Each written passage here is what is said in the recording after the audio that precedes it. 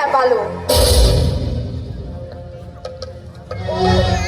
এইটো গোৱালৰ ৰজা নন্দৰ ঘৰ। শুনিছো যশোদা ৰাণীৰো হেনো পুত্ৰ সন্তান এটি জন্ম হৈছে। হয়তো সিয়েই হ'ব পাৰে কংসৰাজৰ প্ৰাণবৈৰী।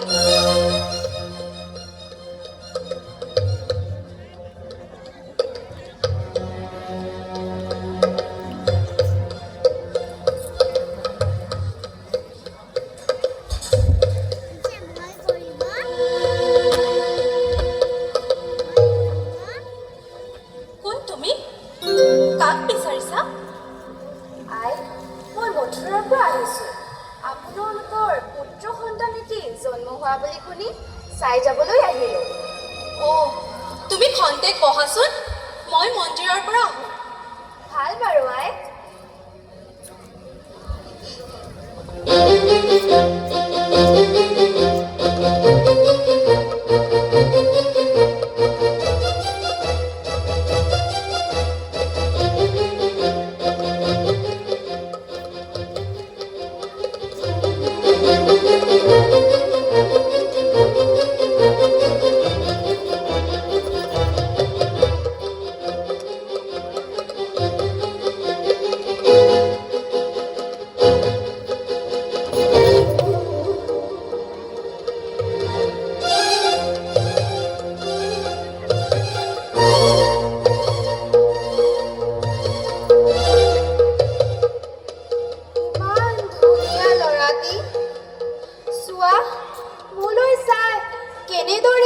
হাঁহি আছে।